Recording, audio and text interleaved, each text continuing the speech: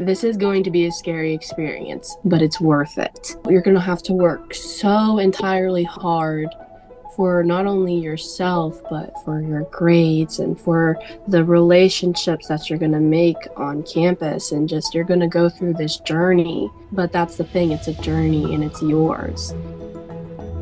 Bold ideas, inspiring stories, dynamic experiences. I'm your host, Dr. John Anderson, president of PennWest. Welcome to the Power of PennWest podcast. Well, welcome back to the Power of PennWest podcast. In today's episode, we are shining the spotlight on trailblazers, our first generation college students. These are the pioneers who are the first in their families to pursue a college degree. We learn a lot about them as their journey navigated them through the higher education experience with courage, resilience, and determination. So you're going to join us today as we hear their voices, celebrate their victories, learn a lot from their experiences, and explore how PennWest supports and empowers first-generation students every step of the way. Today, we have 4 guests with us: Avryn, DJ, Renee, and Aaron. Let's get to know each of them a little bit. Avryn, let's start with you. You're a corporate accountant at ACV Auctions. Mm-hmm. And a proud alum of the Edinboro campus. Oh, yeah. Right. And tell us a little bit about your experience while you were a student. I understand you were a quantitative tutor, undergraduate researcher. You explored some things on climate change.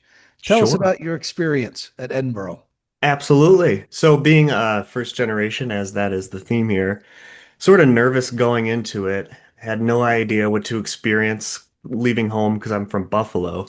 But Edinboro was just so welcoming. You could always go to the lunch area, get some buffet food. Everyone would chat with you. And I made such strong connections with professors. I'd say that was definitely like the most welcoming thing as a first generation student.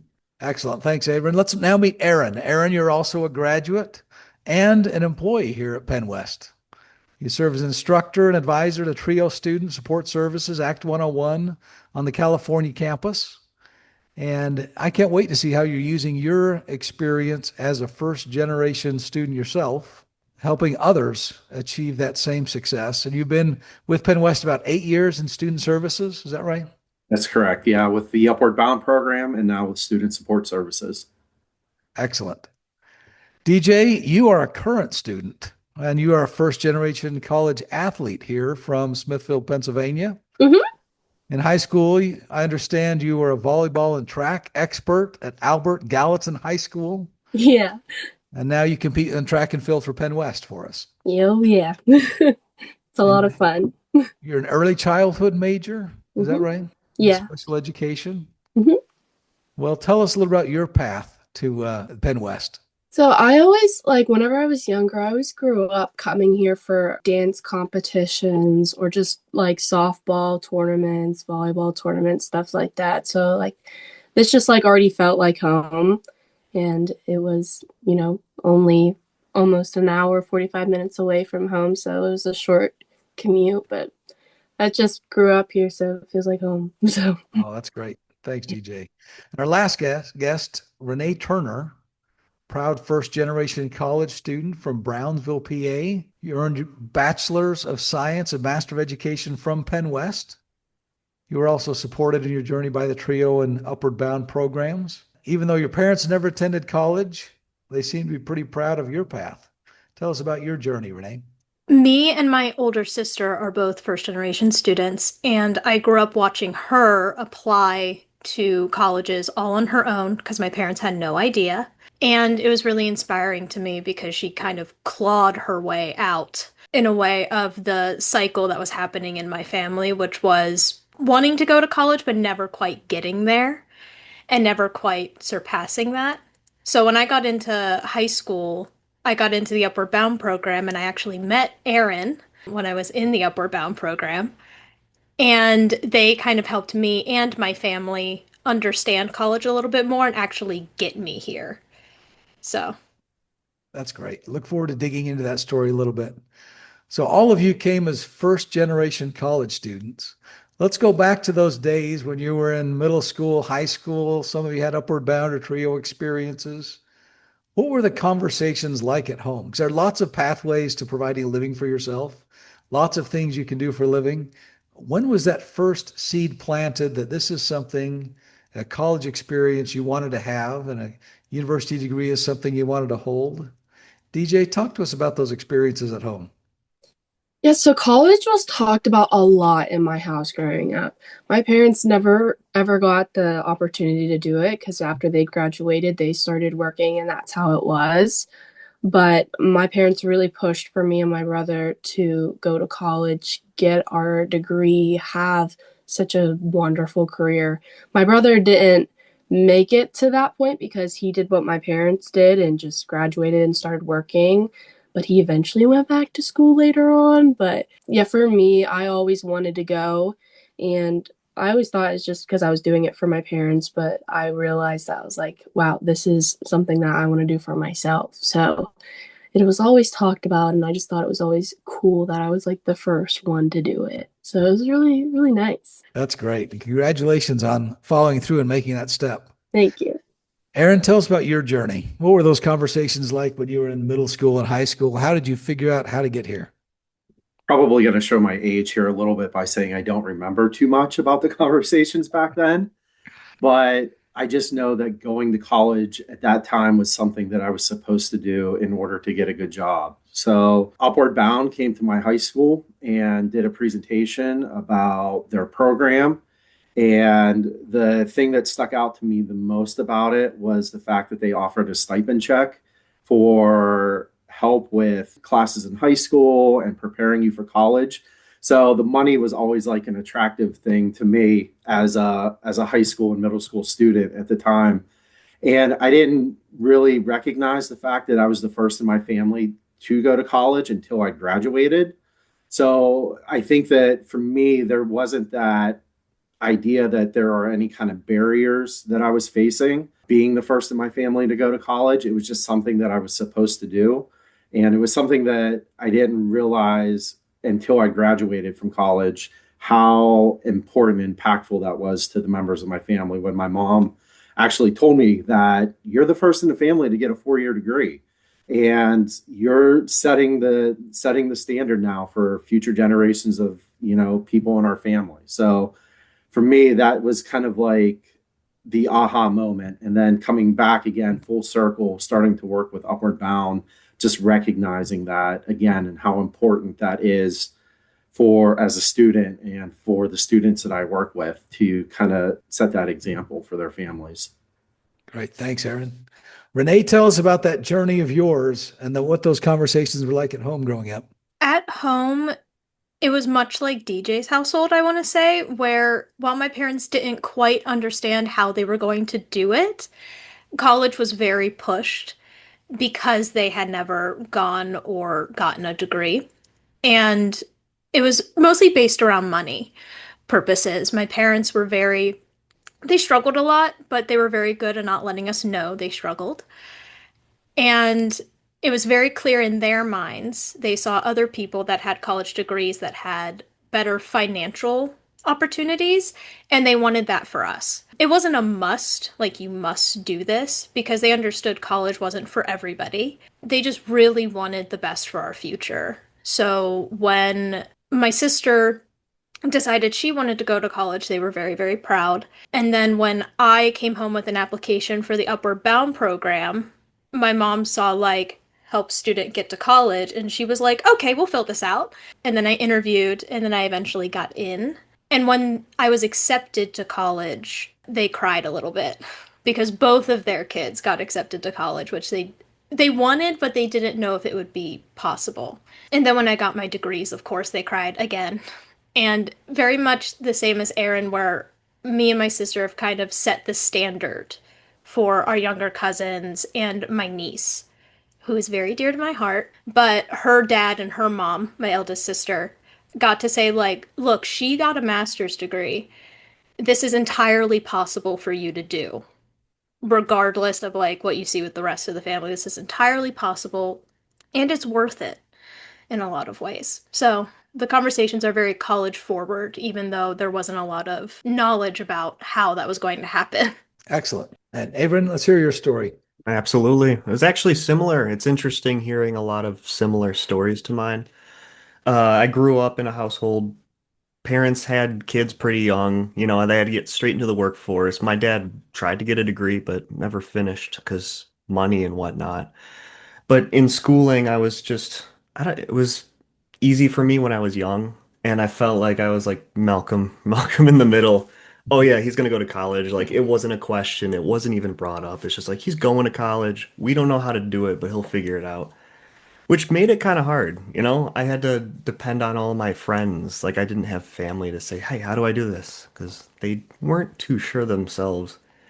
But with some friends' help and doing some research myself, I was able to get the application and get accepted and come to Edinboro and PennWest now. But as people have said, it sort of set the bar. My aunt actually got her nursing degree after I had gotten my degree. My sister's been trying to get her degree as well. And both of my younger cousins, this seems like they're in the same boat. They did amazing all through middle school and high school. Now one is currently in college and the other one's says she wants to be a divorce lawyer. Interesting choice, but they often say that I've inspired them. So it's been a great journey, even though it was a little difficult figuring it out myself. Yeah, excellent. Well, it's so neat that all of you had supportive parents, a supportive infrastructure around you that at least pushed you in the right direction, even if they may not have known the steps to take. Talk to us a little about the actual application process. Was it intimidating? Were you asked questions you didn't have any information about? What role did your high school counselor play in helping you develop that? DJ, do you want to walk us through that for you? Yeah, of course. Whenever I toured here 3 times. So it was I don't think it was very intimidating. I was just nervous in a sense because my mom and my dad were trying to help me like, explain things to me on the application and stuff, and they didn't really know what it was. So it was kind of just figuring it out like on my own, which I started to realize I was like, oof, if I get into college, that's what it's gonna be. But it was exciting for me. It was like it was just so exciting because I just was so ready to start something for me and just go and challenge myself in a way. So I loved it. Like it was great. That's great. Avryn, you mentioned that you had friends help you out in that process. What was it like for you? Yeah, sure. So my town is East Aurora, New York. As everybody here has money. Everybody goes to a big, scary private college, but I was like one of the few who wasn't part of that echelon. So luckily, a lot of friends were applying to colleges and doing this and doing that. And I would just say, hey, like, what are you doing here? How are you doing this? How do you fill this out? And how much do these cost? Counselor was helpful with that too, but not nearly as much. I'd say my friends really helped me put all the applications out there and they were, well, I'm still friends with them to this day, so they've been a great help. Renee, what was it like to fill out an application wondering what would happen when someone read all about your life? Scary. I was like, who's gonna read this? My mom was like, don't think too much about it.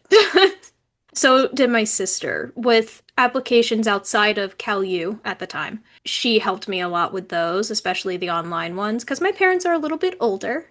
They had me when they were quite up there in age, so they really couldn't help with anything that you had to fill out online.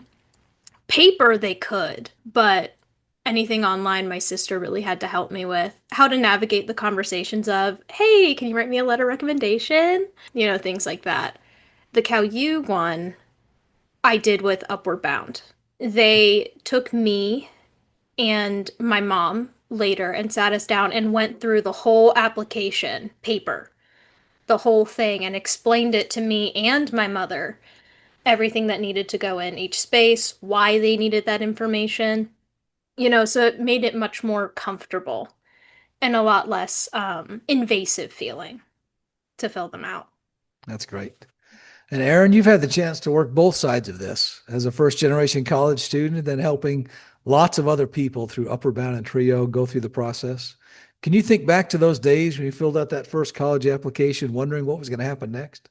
Yeah, and it was still paper applications back then for sure. So It was just exciting. It was an exciting time for me. I remember going on tours to a couple of campuses across Western Pennsylvania. And just when I found where I went to undergrad at Waynesburg, you knew that that was the place that I was going to be for the next 4 years. And, my upward bound advisors definitely encouraged, go visit as many college campuses as you can. You just kind of will know when you step foot on campus that that's where you're meant to be. And that's the word that I always spread to students when I worked with Upward Bound is that anytime that we offer a chance for you to go on a campus tour, take advantage of that because it's that moment that you step on campus and you experience being there possibly for the first time that you'll know that that's going to be your home for the next 4 years. And that's kind of the word that I always shared with students. I know I spent many nights on the phone with parents and students calling and texting, asking for help on applications, filling out scholarships, and everything like that. And anytime that I had those conversations with students and parents, just, always encourage them to don't make the same mistakes that I did as an undergrad. Take advantage of any opportunities that you have to complete scholarships and just put in that work because it's going to be worthwhile at the end. That's excellent. So let's now transition to the first day you showed up on campus. You've heard and been supported all growing up about this college experience. So day one, the fall semester, you start, you walk on campus, you moved into a residence hall, and you sit in your first class and think, holy cow, can I really do this? Walk us through what that experience was like for you. Renee, do you want to start with that? Yeah, so I have an interesting first day because I didn't step on campus my first day. I graduated the class of 2020 in high school. So my first day was how does D2L work? Very much the oh no. I gotta make sure I'm on time. Of course, I have 8 a.m. classes because they were made for me. So it was a lot of figuring out how to not look like an idiot when I got into the Zoom classroom. When eventually I did step on campus, it was my sophomore year. And it was a bit unreal because I was like, oh, I'm an adult now. Even though I'd gone through a year of college already, I was like, oh, this is real. Somehow it didn't feel real before. I think it was in the library, so I didn't go far, but it was insane to think like, oh, I'm here. I'm doing college. I'm doing the thing, which makes people laugh when I tell them that. That's great. So you started online, transitioned to face-to-face. Avryn, what was your first day like? I was just going to say it's ironic because I graduated 2020 Edinboro, so D2L was at my tail end, and I may have fallen asleep during a couple 8 a.m. classes, but first day in 2016, I remember it feeling I had this bad anxiety back in high school, and I remember the first day I got there, it was just like, wow, I'm 2 hours from home, never really been away from home, and just a weird dread that was proven incredibly untrue because once I actually started talking to the staff, making friends, which was immediate in the residence halls, it was like a dread the second I got there. My mom left, and then immediately started making friends with everyone on campus. Went into like one of my first introductions with Jing Sejong, actually, and it was just like, oh, this is going to be perfect. This couldn't have been a better choice. Like, I've got people who will support me. And I mean, Dr. Jiang, we still chat all the time. I was just up for homecoming and she had me over. So it was amazing. It was a little scary at first, but it was perfect. That's excellent. DJ, what was day one like for you? I was terrified. Like I really was. I was just so afraid of just like making friends because I'm like a little bit socially awkward. But I was really, really scared because I didn't know how I was going to manage. I didn't know how, like, to the extent of managing my time, like being an athlete too and having jobs and all of that. I was just really scared. Plus, I wasn't horrible at school, but like I didn't have the best experience with it. So I just really, really, really was hoping that I would have such a good experience here. And I'm so glad that I did because I don't know. I don't know what I would do. But Yeah, it was really, really scary. So, Well, I think it's important for people to hear that. I appreciate all of you sharing that there are some scary experiences. And when you're the first one in your family to do it, you really don't have a reference point, even if you've got good friends. And there's a lot of internal soul searching that we don't talk enough about. So thank you for sharing that. you're welcome. Aaron, what was day one like for you? I think I can just copy what everybody else said. I would remember being anxious about classes, being nervous about the social aspect and making friends. And it really was until I started getting involved and finding my community that I started to settle in during my first semester. So that, that was the big part for me, was finding that community of peers and faculty and staff that I knew were going to support me throughout this journey. And yeah, so I was so nervous on those first days and weeks for sure. Aaron, let's go a little farther on that question. How do you translate that experience you had to the way that you talk to new students or potential students through the work you do now?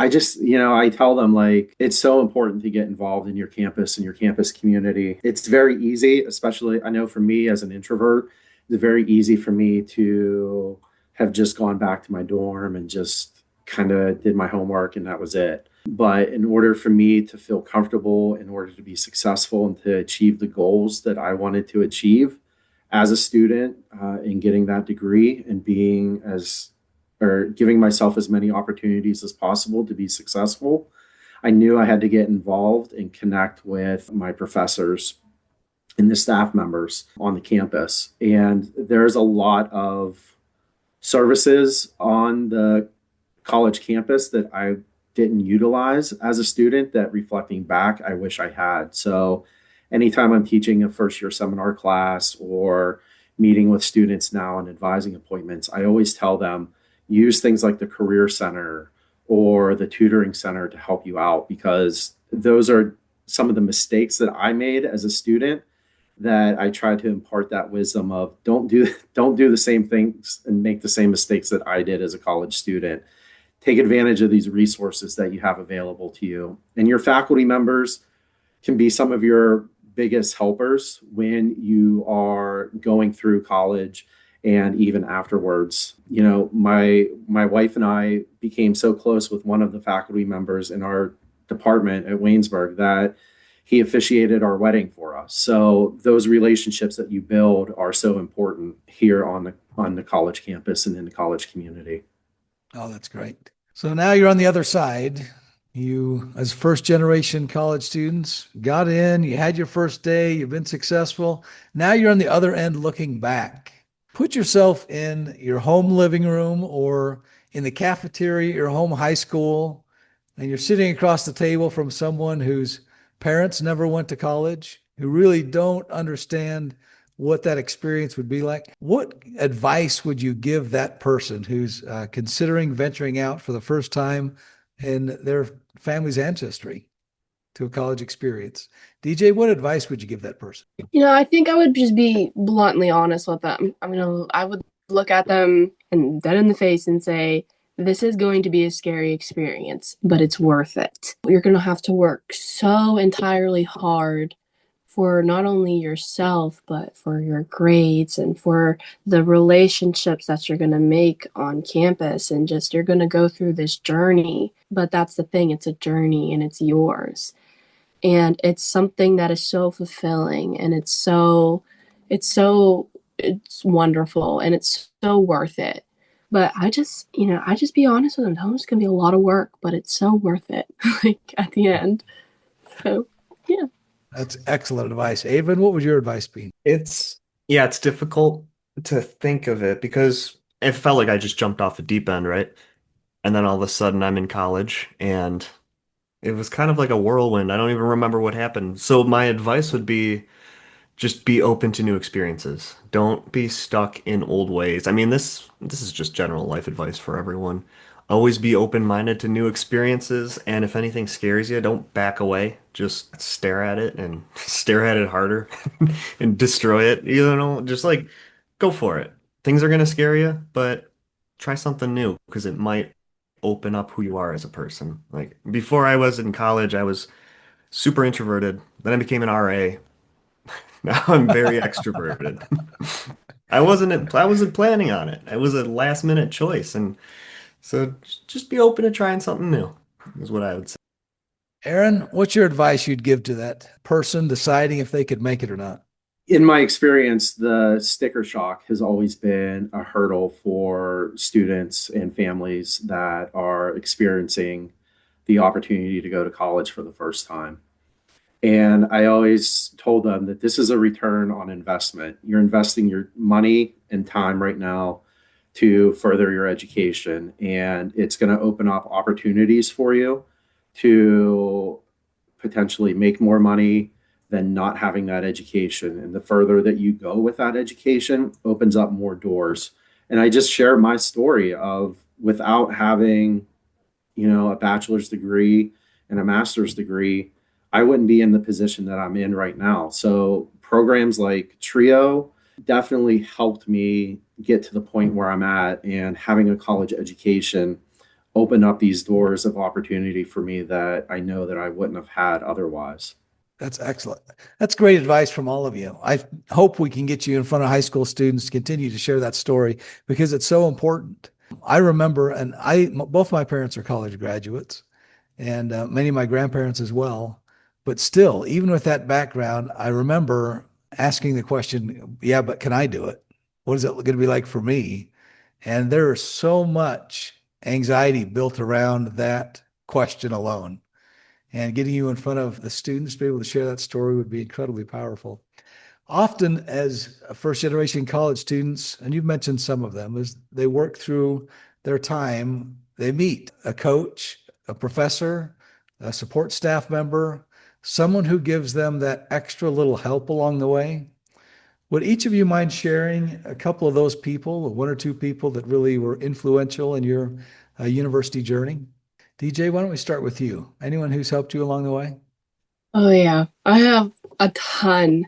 First, like all four of my coaches, like if it wasn't for them, like my perspective on life in general wouldn't be what it is today. Like it's just so positive now, and like I know I can do what I'm doing now. Laura Giacchetti is a big one too. She works in the Trio office at Cal. I grew up with her daughter, so she was just like that person from home that I knew like if I needed somebody, I could go to her, and like it's like a mom in a way. But like Professor Langley too, she's just taught me how to be such a good teacher and what teaching really is about. And that's just is amazing in my eyes. She is really, really, really, really wonderful. So just all of those people just have really, really have helped me through this journey. So Thank you, DJ. Avryn, who are those special people to you? Yeah, so I have one major one. Dr. Jingsa Jiang was she's going to have an everlasting impact on my life because I went to Edinboro. I didn't really know what to do. I'm like, I'll get an accounting degree, make money, and leave. Like, I don't know. No one's helping me with this. And then she pushed me to pick up a second major in economics. So, and I'd say that double bachelor is really what sets me ahead in every interview that I've been in for a job. I think it's really gotten me there. And she also pushed me. I was like, I always wanted to go to Asia. She's like, we're doing a China trip and you're coming. And I'm like, I don't know if we have the money for it. And she's like, no, you're coming. And I'm like, okay. And ever since I've been back to Asia, every single year since 2022, I just keep going. And I see her every single year during homecoming. She helped talk me through the quantitative analysis tutorship, and I was her researcher. It's hard to explain how much of an impact she's had. That's excellent. Avryn, who are those special people that helped you along the way? So I'm going to go back to my high school experience first and my upward bound advisors. So like Geraldine Jones, Dr. Poe, Gary Seeley, Lisa Driscoll are all folks that helped me get to my undergrad program. And then once I was there, probably the most impactful person at the Waynesburg campus was Mark Perry, the one communications professor that ended up officiating the wedding of my wife and I, and just the involvement that he had in our lives as students, and opened up his home to us, and the way that he treated us in advising appointments and in class kind of role modeled and molded me to work towards that as an advisor and a faculty member today. That's excellent. This has been so rewarding to hear your stories, your experiences. Let's finish up with one broad question. Avryn, I know you're involved in a lot of support programs like TRIO, Act 101, and all those pieces.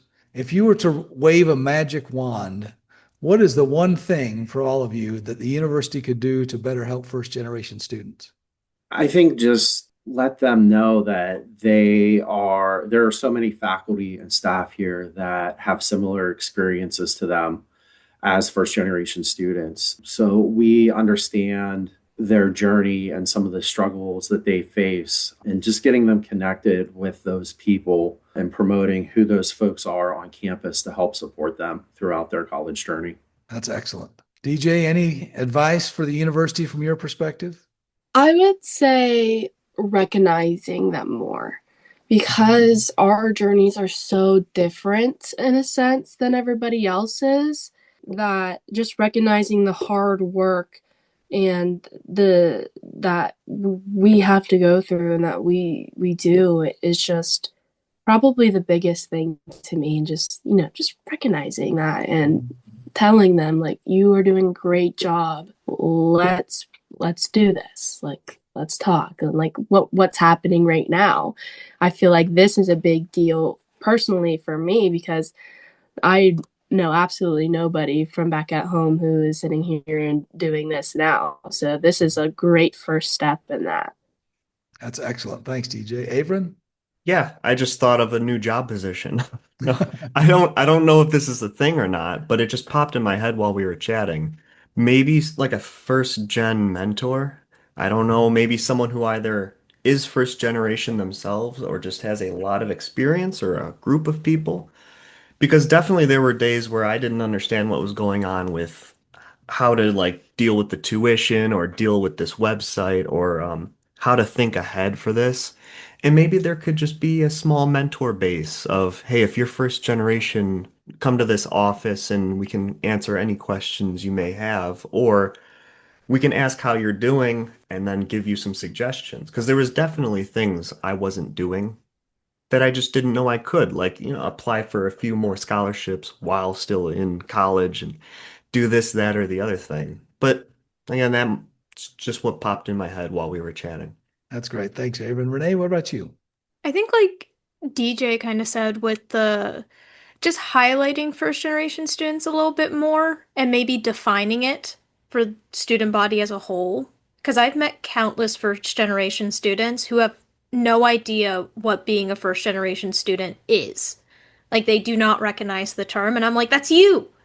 That's you. You're the first person in your family to go to college. You are first generation, but they have no idea what the significance of that is. Yeah. Which I think is a shame in a way, because it's something to be really proud of. That's excellent. Well, this has been such a fun conversation. I appreciate the four of you taking time to meet with me, to join the podcast today. And I'm excited for the community to hear your voices, your experiences. And it's really rewarding. I'm proud of each of you for the journeys you've made, what you're learning.